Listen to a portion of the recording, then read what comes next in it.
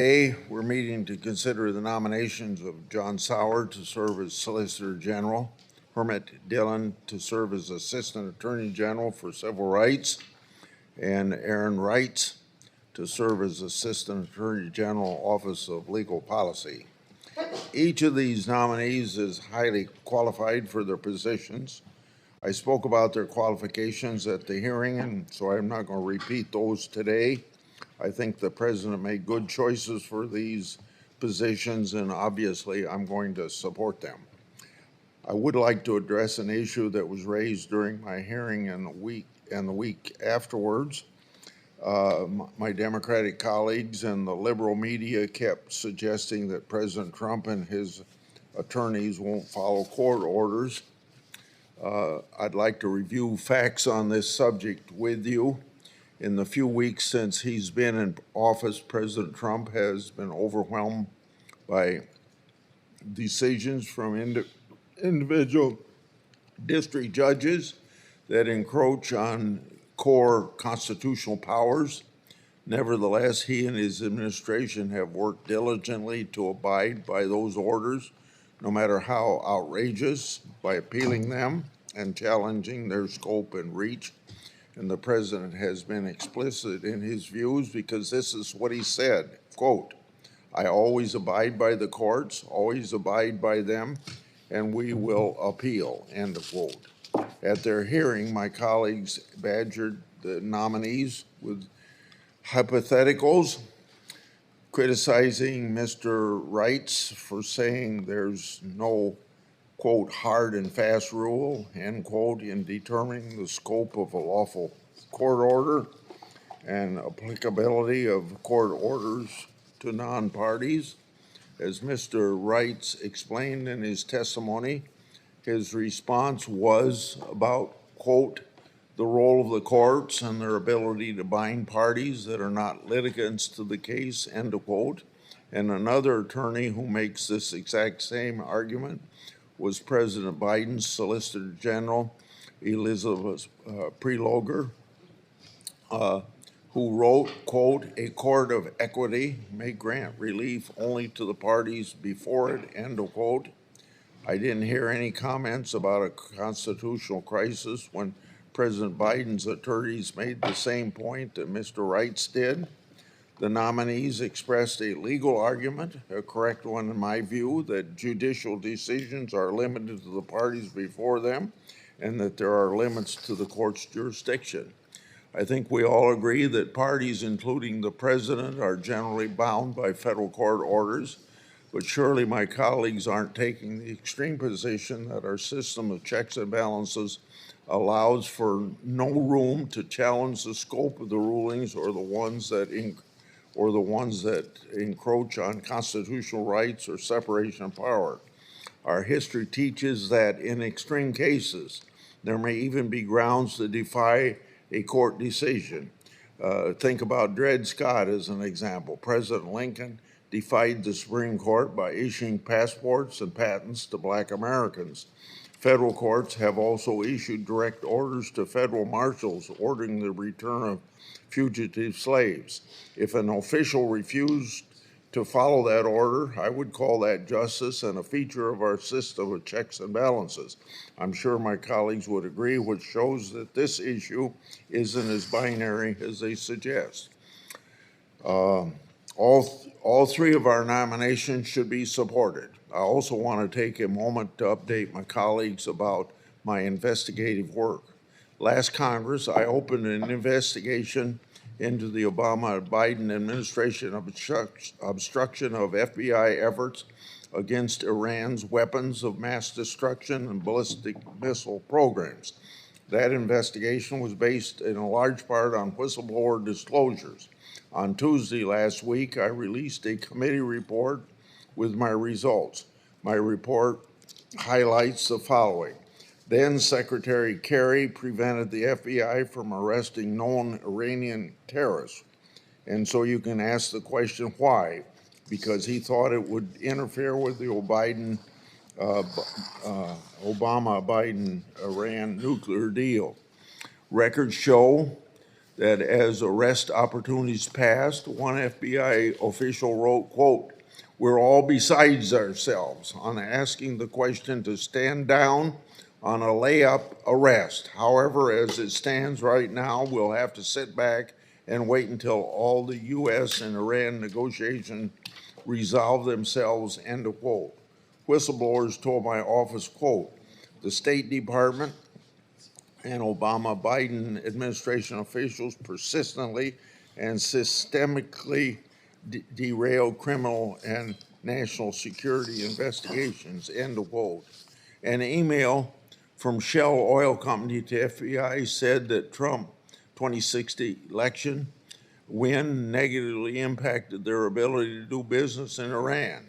Shell told the FBI, quote, "We were in talks with a Japanese bank to handle the funds, but they recently backed off, unofficially citing the coming Trump presidency. European banks feeling the same way," end of quote. It wasn't until Trump took office that the FBI returned to normal law enforcement activities against Iran. My colleagues have complained that the Trump administration has upended the FBI. These records show that the Obama Biden administration was the one that did that. Without objection, I'd like to enter into the record a recent editorial about my report titled, quote, "Barack Obama, John Kerry's work for Iran shows Russiagate was pure projection," end of quote. The editorial concludes, quote, "For years, America endured screeches and screams from the left about Donald Trump's servitude to foreign powers. Turns out Democrats were simply projecting," end of quote. It's no secret that I've been one of the loudest critics of the FBI, but credit has to be given when it is due. In the face of failed DOJ and FBI leadership, my report shows FBI line agents made the right effort. For this senator, to those agents, I say thank you. Senator Durbin. Thanks, Chairman Grassley. Let me address the issue which you raised in your opening remarks, because I think it is a critical issue before this Congress, and one which we have not settled within this committee as we should have.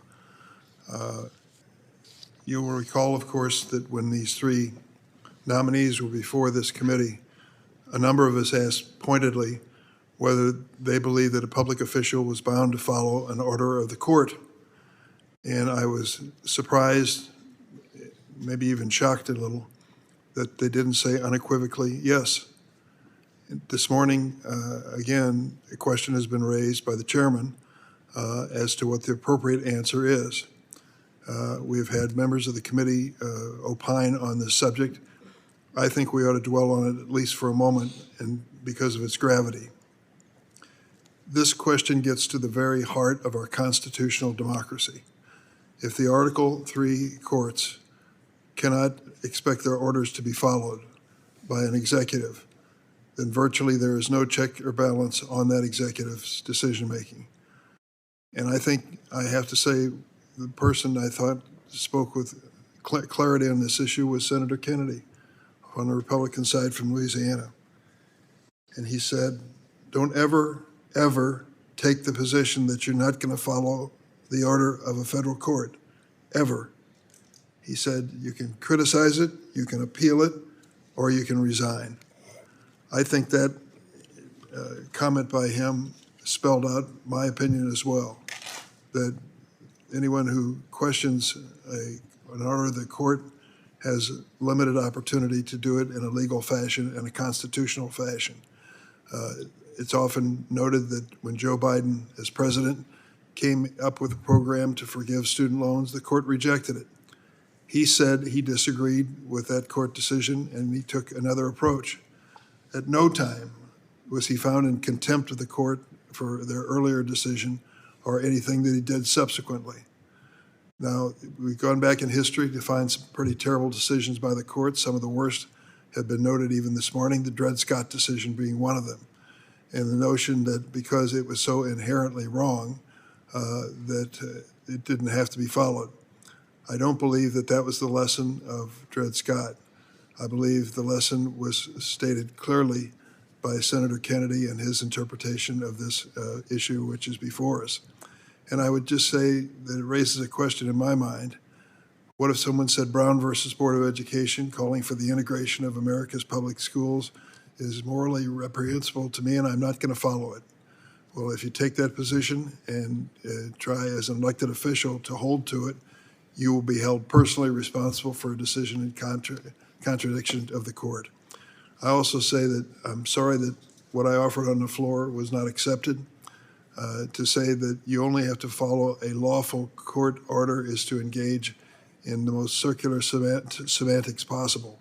Marbury versus Madison made it clear that the courts decide what the law is. That has been the standing premise since that 1803 decision.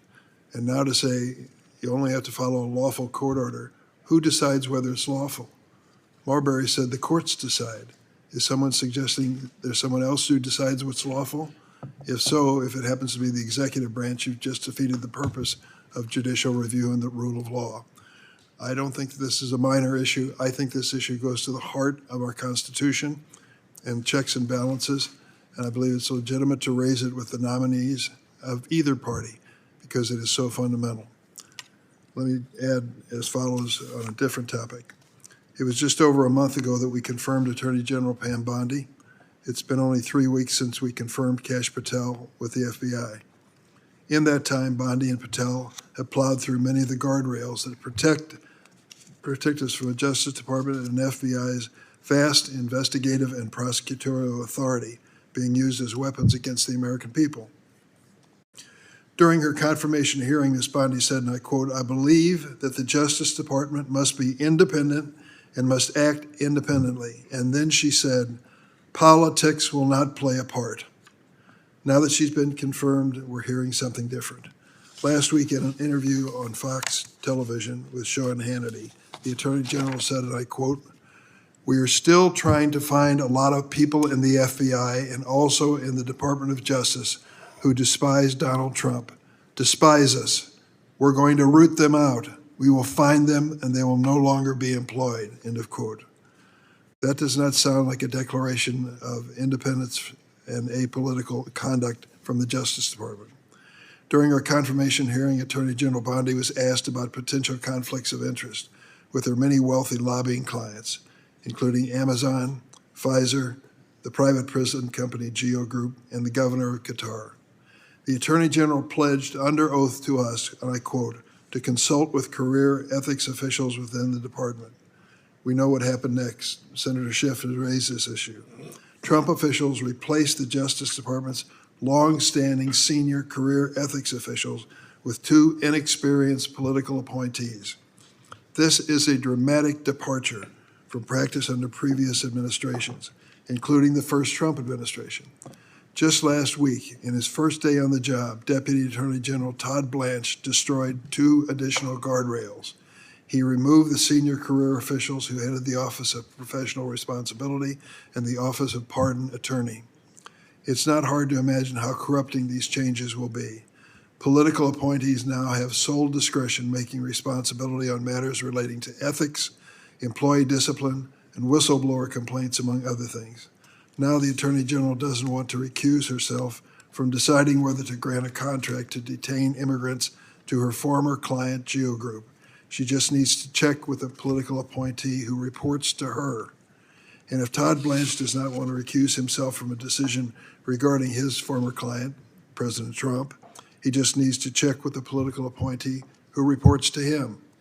If Attorney General Bondi wants to fire prosecutors because they won't participate in a corrupt bargain like dismissing charges against New York Mayor Eric Adams in exchange for his political cooperation, she just needs to check with a political appointee who reports to her.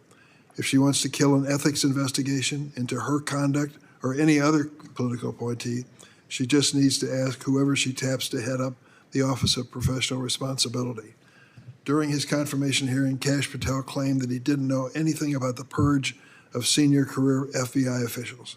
He promised, if confirmed, and I quote, to honor the internal review process of the FBI before removing additional officials. Of course, we now know from highly credible sources that Mr. Patel was personally directing the removal of some of these senior officials as a private citizen. Since he was confirmed, Mr. Patel has continued the purge. He has installed political loyalists in numerous critical positions, including, for the first time in history, a deputy director who is a political appointee, MAGA podcaster Dan Bongino, serving as general counsel, head of congressional affairs, and head of public affairs. And my staff has also learned that Patel is slashing staffing for FBI offices with critical expertise and responsibility, including the Civil Rights Unit and the Public Corruption Unit. I commend to my colleagues the floor statement made by Senator Chris Murphy on this issue of corruption. I think it was well worth everyone taking a look at. Keep in mind, in the FBI's long history, this has never happened before. Never. The FBI historically has had only one political appointee, the director. Now Kash Patel is politicizing the ranks of the FBI to go after President Trump's enemies. Remember, Trump himself has said, "I have the absolute right to do what I want with the Justice Department." He's promised to seek retribution against, quote, "the enemy within," close quote. Just as important, the leadership and experience vacuum created by this purge has weakened the Justice Department and the FBI. Trump appointees have removed dozens of senior career civil servants at those departments, including longtime nonpartisan leaders of our counterterrorism and counter-espionage effort. These career civil servants are responsible for coordinating the Justice Department and FBI's fight against terrorism. I hope I'm wrong, but I fear that our nation will pay a price sooner rather than later for these decisions. I yield. Okay. I would like to move to the nominees now. May I say something before we do, Chairman? Proceed. I want to raise to all of my colleagues an issue that I have with what's happening over at the DOJ and the FBI, and it relates to these two nominees because of my view that the two lead nominees here are essentially Trump operatives who will be far more loyal to Trump personally and to the political movement that Trump leads and to Trump donors than they will to the Constitution or the institutions that they will serve.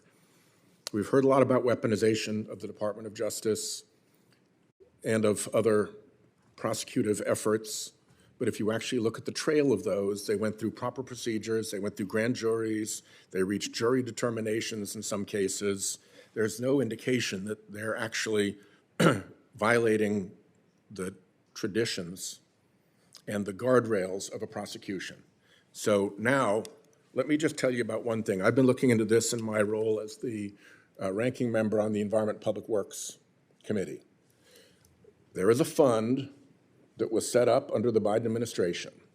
It was put in place in the summer, well before the election. It involved putting a substantial fund into the hands of Citibank as the fiscal agent to administer the distribution of funds to the program grantees. It was not a midnight deal where this was suddenly, shoved out in the waning hours of the Biden administration as a new administration came in. This was done through regular order, and now the fund is sitting out there. Ed Martin is the U.S. Attorney for the District of Columbia. Before he became the U.S. Attorney, he critiqued politically that fund. He attacked politically that fund.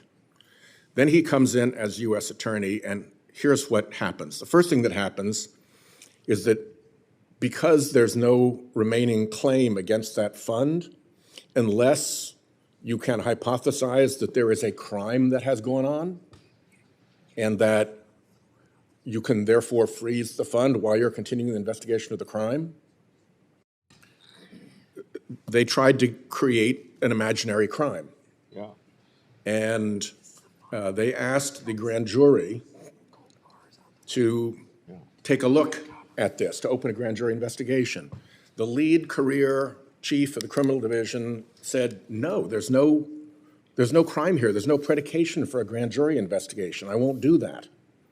They tried to get her to sign a seizure letter, a freeze letter, which would be what you would get once you had a grand jury investigation in place. And she said not only no to the grand jury investigation, she said no to the freeze letter. And I asked unanimous consent that her letter about this be put into the record so everybody has a chance to see it here. Without objection, so ordered. Thank you. It is extraordinarily unusual for that to happen, and the result of it was that she was fired. Not that they said, okay, you're right. No, she was fired so that somebody more complaisant could be put in her place.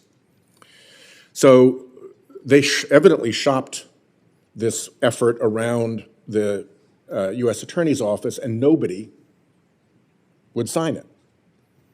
So the U.S. Attorney went forward on his own. I've been a U.S. Attorney. It is extremely unusual for a U.S. Attorney to proceed in his own or her own name. Your name is on the pleadings, but the actual AUSA who's doing the work is usually the person who is the moving individual and whose name is signed on the pleadings. Your name is on it, but you're not the party, the individual going forward. He went forward individually. That is wildly unusual. And what's even more unusual is the guy's not even a federal prosecutor. He has no experience. It wasn't like he had some rare and special expertise that the office didn't have, so he would go forward on his own. So you've got a fired person, you've got shopping it around unsuccessfully, you've got the political U.S. attorney going after this fake criminal investigation to get access to a freeze of the fund that he previously criticized as a political civilian. And it gets better still from there, because when he went forward seeking the order from the magistrate judge said no. Magistrate judges almost never say no to those kind of pleadings from U.S. attorneys' offices, because no U.S. attorney's office wants to put a magistrate judge in a position where they have to say no. You double and triple check, you backstop, you do not present something like that to a judge until you have it nailed down. And in my office, if we had pursued a warrant or seizure application and a judge had said no, there would be a significant follow-up internally about what the hell went wrong, because you never, never, never want to put a magistrate judge in the position where they have to say no to something that we have asked for. It's a failure of preparation at best. So now, in addition, you've got the improper effort to pursue the fake crime. You force out the person who said, no, there's no crime here. You try to shop it around the office and nobody else will sign. You then have the weirdness of the U.S. attorney proceeding essentially solo with no record of experience as a federal prosecutor, so he's clearly just flailing about. He goes before the magistrate judge says no, and it still doesn't end. Then reportedly, the Department of Justice starts shopping it to other U.S. attorneys' offices. It completely blown up in this office. They had a bad ruling from a judge, and they keep shopping it to try to find other U.S. attorneys' offices. And apparently, nobody would do it. There's still no order out there. But Kash Patel's FBI agents are now running around asking people questions. I hear it's under the authority of a U.S. attorney's office in Florida. The parties involved are the EPA, Washington, D.C., Citibank, headquartered in New York. If they had to shop it all the way down the East Coast to Florida to find a U.S. attorney's office that was willing to turn FBI agents loose, again, that's a sign of things gone badly, badly awry from proper Department of Justice procedure. And when you begin with the U.S. attorney saying, I don't like this fund, I want to go after this fund isn't proper, before he even gets in office, not a prosecutor, starts bumbling around and wrecking things trying to get this done.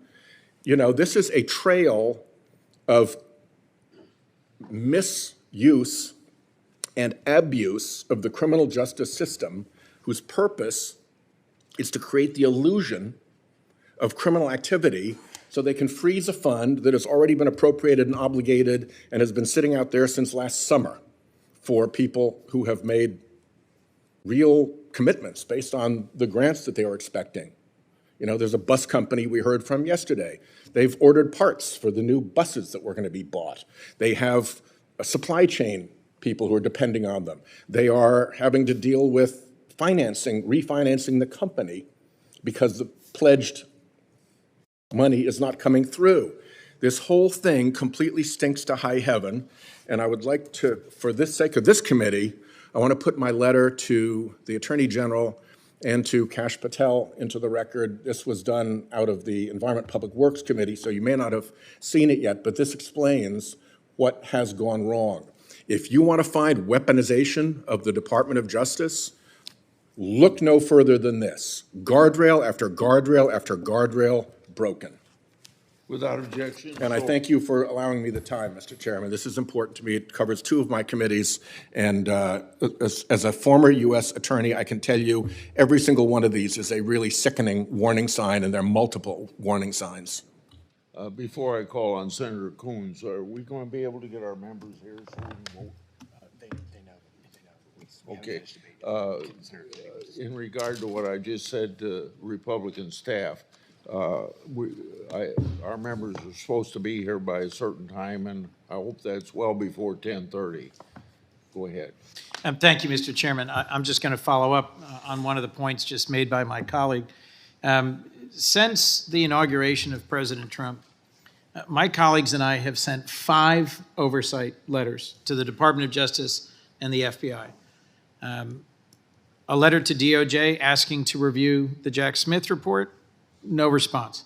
A letter to DOJ and FBI about the purge of FBI agents, no response. A letter to Attorney General Bondi asking the DOJ retain Eric Adams' case records, no response. A letter to AG Bondi about the reassignment of career DOJ and FBI employees, no response. Mr. Chairman, I've long respected your dogged pursuit of responses to your DOJ oversight letters. I hope you will help my colleagues and I get responses to our letters. I also look forward to this committee beginning oversight hearings. In the first months of the Biden administration, then Chairman Durbin scheduled an FBI oversight hearing for March 2021 and a Bureau of Prisons oversight hearing for April of 2021.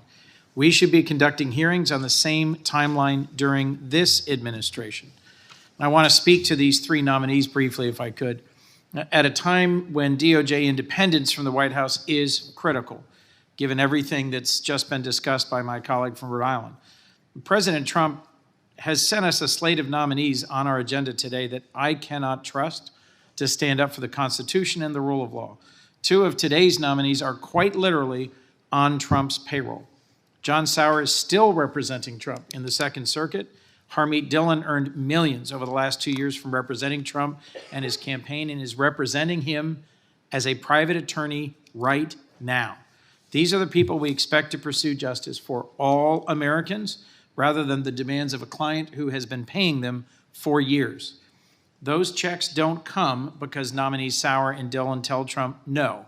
They come because they tell him yes. And Aaron writes, he refused to say the Trump administration needs to abide by court orders. In my view, his answer was disqualifying on its own. But I want to briefly highlight his response to one of my questions for the record. I asked him in writing, what is the remedy if the president violates his constitutional duty to faithfully execute the law? This is not a hard question or an unprecedented one. Attorney General Bondi got it right. She said a plaintiff could take the president to court. Mr. Sauer got it right. He said Congress could impeach. But Wrights didn't choose either of those appropriate answers. He said regularly scheduled presidential elections. Just think about that for a moment. The person who wants to help run the Department of Justice says there is no justice to be done when the president refuses to follow the law.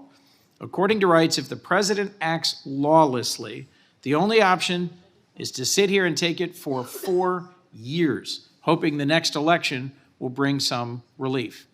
Now, I'm not naive. I know my colleagues are going to vote to confirm these nominees. That means the oversight of DOJ is all the more important. Thus, my concern about making sure that our letters get a response and that this committee holds oversight hearings. Thank you, Mr. Chairman. Senator from Hawaii. Thank you very much. All 3 of the nominees before us present major concerns about whether or not they ought to be confirmed, and obviously I do not think they ought to be confirmed. I would like to focus on Ms. Dhillon. She is nominated to be the lead of the Civil Rights Division of the Department of Justice. This is the division that is supposed to be protecting our right to vote. What could be more important than our citizens' right to vote? The Civil Rights Division was established by the Civil Rights Act of 1957, specifically designed to protect the right to vote and prevent states from interfering with voting rights. Remember, there was a time when people couldn't vote in this country. Blacks were told you have to count how many beans are in a jar before they could vote. It was just horrifying, the barriers that were placed in front of people's right to vote. So we passed the Civil Rights Division.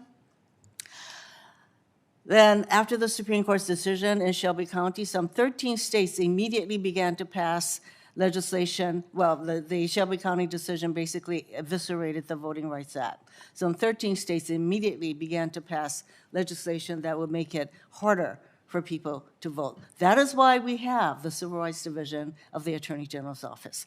Ms. Dhillon is not the person that's going to enforce our right to vote laws. In fact, quite the contrary. So she is just yet another example of someone who's placed in a position of leadership and responsibility to do something that they have no intention of doing. It raises severe concerns for me because an individual's right to vote is, in my view, one of the most important rights that we need to protect. I urge my colleagues to vote against this nominee, as well as the other two before Senator us. Schiff. Thank you, Mr. Chairman. I want to begin by setting the backdrop for the nominees we're considering today. And the backdrop is the creation of a narrative around the weaponization of the Department of Justice. The reason for this narrative is the need by the president to explain why he's the first president in history to be indicted multiple times. The most significant indictment, of course, was the president's role in the January 6th insurrection. The subsequent indictment or the additional indictment on the sequestering of boxes of classified documents in Mar-a-Lago, the obstruction of that investigation, cumulatively require the president to have an explanation for why he's the first president in history to be multiply indicted. And not just the fact of the indictment, but the fact that multiple grand juries reviewing the evidence found probable cause to believe the President of the United States had committed many, many crimes. In order to explain that, the President has to create this narrative that the Justice Department was somehow improperly weaponized against him. Because he's the only president in history to be indicted multiple times. What other explanation could there be? Well, sometimes the simplest explanation is the most accurate, and the simple explanation here is he's the first president to commit these crimes while in office. And nevertheless, this narrative that has been created around the weaponization of the department, the fact that the department, far from weaponizing the use of justice, chose to treat the president like any other American, neither better nor worse. That is, they didn't give him immunity to violate the criminal laws. Had they decided that they would indict the people who attacked the Capitol and beat police officers, the people who conspired to make it happen, but give a pass to the one who incited it, had they decided that if other employees in the intelligence community elsewhere brought boxes of classified documents home, that they would be prosecuted, but if a president did it, they would be treated differently. It would have meant the renunciation of the whole idea that no one is above the law. So they followed the law, and the law led to Donald Trump. But this narrative they have created also serves another purpose, and that is it allows them in Orwellian fashion to do what they have accused others of doing, but have accused falsely, and that is it allows them to weaponize the department, to use the department as a sword and as a shield. Now, as Sheldon Whitehouse has so ably described, they're using it as a sword to try to create criminal cases where none exist, as a predicate to, in the case of this environmental fund, to try to shut it down, to go after it. Where there is no probable cause, they ask multiple prosecutors and multiple magistrates to open an investigation, and finding no probable cause, they did their ethical duty and said, no, it simply doesn't exist.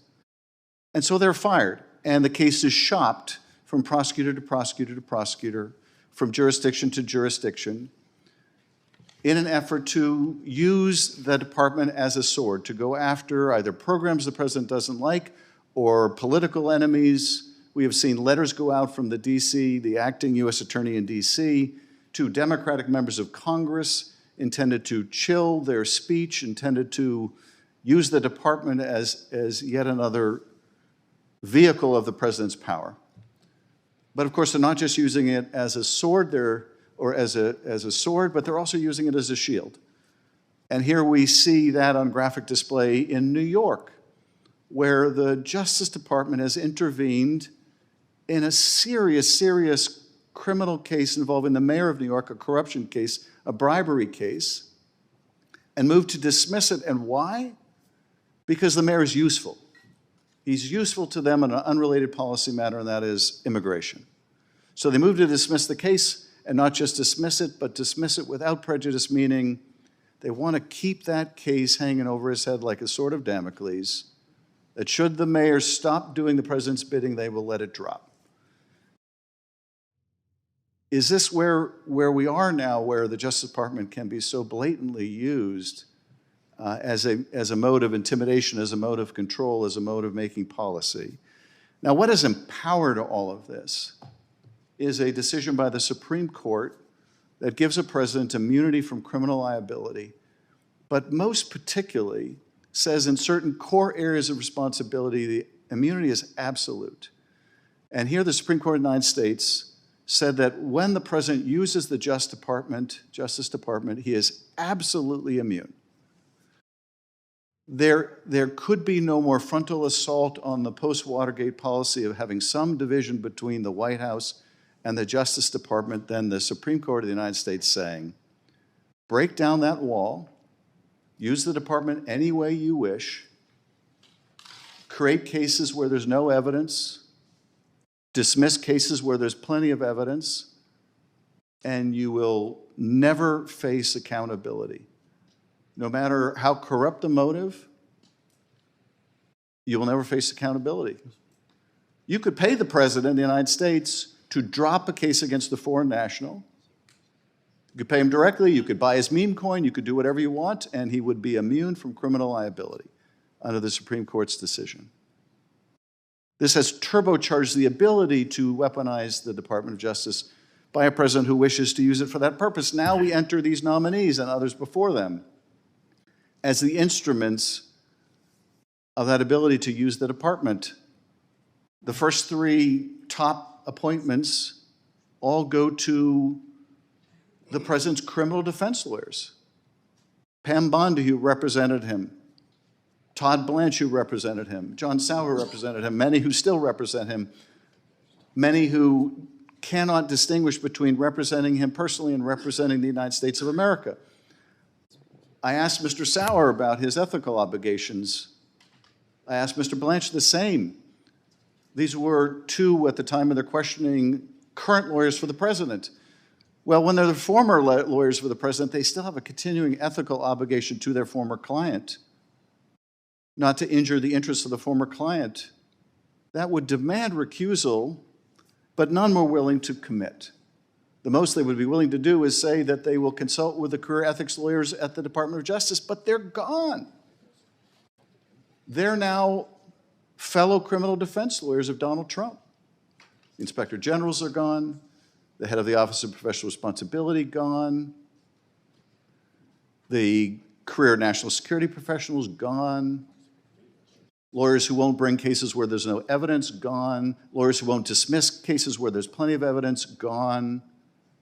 And what is taking their place but people who don't understand where the representation of the person of the president ends and the representation of the country should begin. And I would just say that for any of us that might think that we are immune because of our positions in this body or any other, the longer we allow this to go on, the more we confirm people who will not recuse themselves, the more we expose ourselves and our very democracy to a president with no respect for the rule of law, empowered by a Supreme Court that has given him no reason to fear the law. And I can't tell you where that will lead, but I can tell you it will lead to a place that will not look like a democracy. Mr. Chairman, I yield back. Senator Durbin, then I think Mr. we'll have Chairman. members here and we can vote. Mr. Chairman. Who's calling? Go ahead, Senator Blumenthal. Yeah, I will be very quick on a point that I hope will unite us on this committee.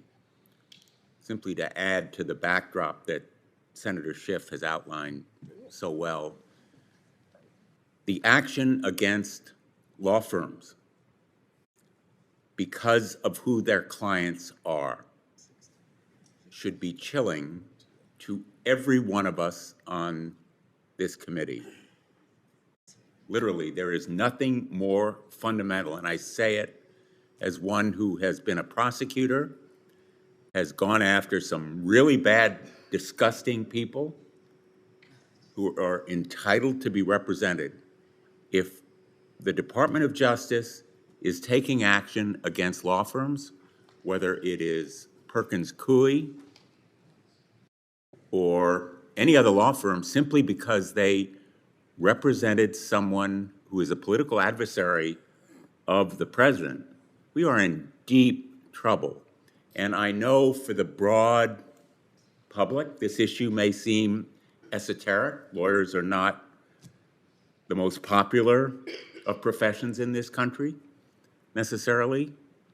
But we know on this committee how fundamental it is for people to be represented. And this is chilling, as the judge said yesterday. She said it sent a chill down her spine that Perkins Coie was, in essence, being put out of business. A major law firm, reputable, distinguished for its past performance, just like Covington and Burling, which also was a target. And I would just ask my fellow members of this committee to join me. I am going to be writing and espousing this cause because I think it should bring us together in a bipartisan way. It isn't directly related necessarily to these nominees, but they will be responsible for administering a Justice Department that is undermining justice when it attacks lawyers simply because they have represented adversaries of the President of the United States. Senator Durbin. I want to join in Senator Blumenthal's remarks. I'll be happy to join in your letter as well. Our first nominee is going to be John Sauer, who is aspiring to the role of Solicitor General. It's a critical role in representing the United States before the Supreme Court. Traditionally, an apolitical appellate lawyer, Mr. Sauer, unfortunately, does not fit the mold. In the most troubling moment of his confirmation hearing, Mr. Sauer suggested that court orders need not always be followed. This is a shocking position from someone who aspires to be the so-called 10th Justice, as the Solicitor General is known. There was high praise for Mr. Sauer's legal ability from at least two members of this panel, the senators from Missouri, both of whom were attorneys general of that state and worked with him. That's why it came as a surprise when the simple, direct question as to whether a public official must follow a court order was equivocated by Mr. Sauer. I aspire to the Kennedy standard, Senator Kennedy on this panel, who established what I think is the legitimate standard when it comes to these court orders and whether they need to be followed. And I will oppose his nomination. Now we'll vote, so the clerk will call the roll on John Sauer. Mr. Graham. Aye. Mr. Cornyn. Aye. Mr. Lee. Aye. Mr. Cruz. Aye. Mr. Hawley. Aye. Mr. Tillis. Aye. Mr. Kennedy. Aye. Mrs. Blackburn. Aye by proxy. Mr.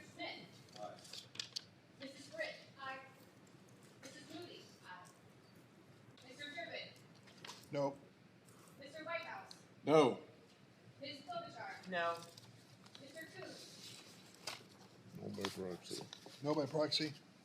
Mr. Blumenthal. No. Ms. Rono. No. Mr. Booker. No by proxy? Mr. Padilla. No. Mr. Welch. No. Mr. Schiff. No. Chairman Grassley. Aye. On this vote, the ayes are 12, the nays are 10. The nomination will be favorably reported. Now to Mrs. Dhillon. I'd like to be recognized. Yes. Thank you, Mr. Chairman. Ms.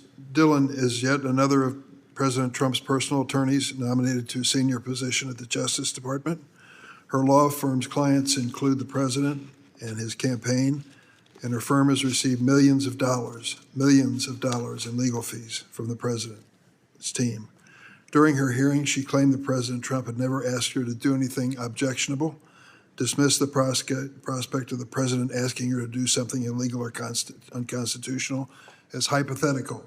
We all know this is not a hypothetical. As the head of the Civil Rights Division, Ms. Dhillon will be responsible for protecting access to the ballot by enforcing the voting rights laws. But look at her track record when it comes to protecting elections. Ms. Dhillon repeatedly questioned the outcome and legitimacy of the 2020 presidential election. In November 2020, she tweeted, and I quote, "Stop the steal," close quote, and encouraged her followers to donate to President Trump's election defense fund. The day after the 2020 election, while votes were still being counted, Ms. Dhillon infamously called for the Supreme Court to intervene and declare Trump a winner. She stated, quote, "We're waiting for the United States Supreme Court, of which the president has nominated 3 justices, to step in and do something, and hopefully Amy Coney Barrett will come through." During her hearing, Ms. Dhillon doubled down on her election denialism, repeating her dubious claims about irregularities and so-called voter integrity. She still refuses to admit that President Biden won the 2020 election. But even beyond her concerning ties to President Trump, she has a long history of advocating for restricting civil rights, and now she's responsible for that department if she's approved. She supported voting laws that make it harder to access the ballot. She criticized key provisions of the Voting Rights Act. Nothing in her record indicates she'll place the civil rights of American people above the president she serves. I will oppose her. Call the roll. Senator. Mr. Chairman, I just wanted to make quickly say I'm a little confused. Senator Blumenthal made a statement which I happen to agree with, and then the ranking member agreed with it. Said basically to the effect that you shouldn't hold against a lawyer who their clients are and who they've represented. Yet it seems to me to be the principal argument of our Democratic friends that these individuals are not qualified because of who their client was. Clerk will call the roll. Mr. Grant. Aye. Mr. Cornyn. Aye. Mr. Lee. Aye. Mr. Cruz. Aye. Mr. Hawley. Aye. Mr. Tillis. Aye. Mr. Kennedy. Mrs. Blackburn. Mr. Schmidt. Mrs. Britt. Mrs. Moody. Mr. Durbin. No. Mr. Whitehouse. No. Ms. Klobuchar. No. Mr. Coons. No by proxy. No by Mr. proxy? Blumenthal. No. Ms. Rono. No. Mr. Booker. No by proxy. Sorry. Mr. Booker.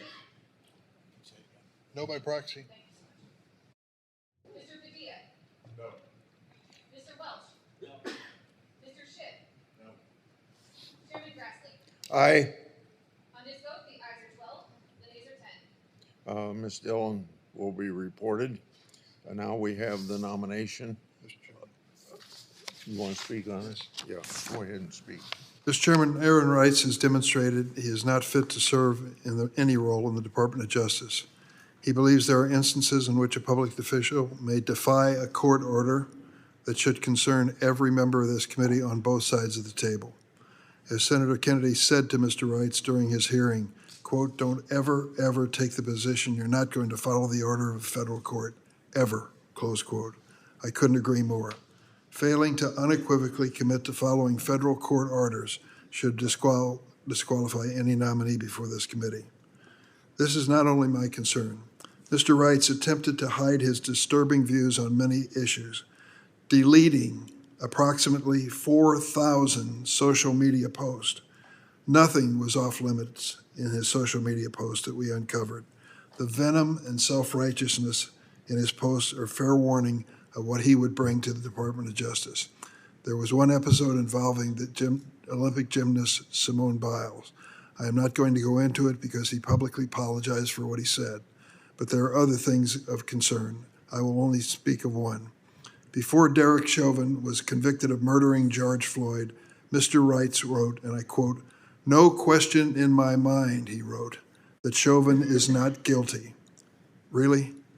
Did he see the 9 minutes and 29-second video of Chauvin kneeling on Mr. Floyd's neck as he cried out for his mother?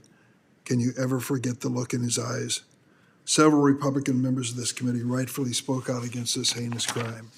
After Chauvin was convicted, Mr. Wrights called the jury decision, quote, "a bogus guilty verdict," close quote. Mr. Wright's disrespect for the finality of court orders is matched by his disrespect for the finality of a jury verdict. He's unfit to lead the Office of Legal Policy, and I urge my colleagues to oppose him.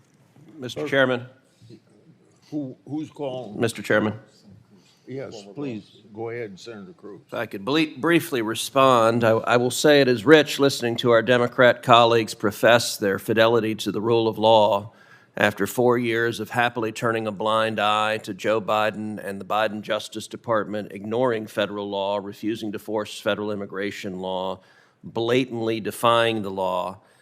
And ironically, the litany of false charges that the senator from Illinois just directed at Mr. Wrights is really striking, but their favorite talking point is that he will defy federal court orders. Now, he's been a practicing lawyer for many years. He's never defied a federal court order, but I'll tell you who has: Joe Biden.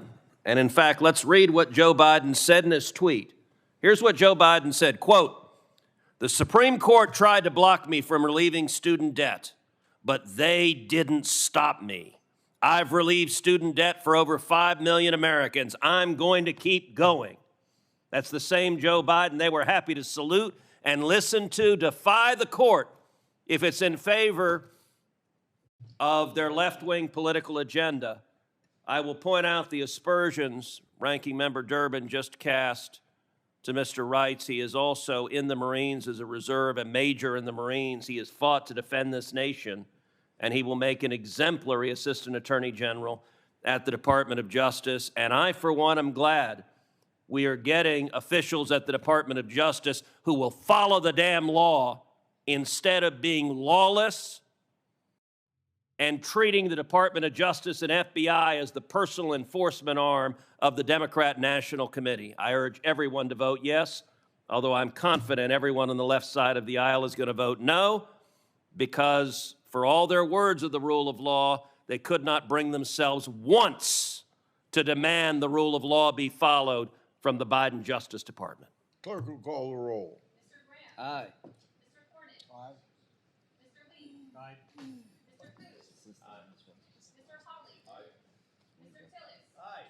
Mr. Kennedy. Aye. Mrs. Blackburn. Aye. Mr. Schmidt. Aye. Mrs. Britt. Aye. Mrs. Moody. Aye.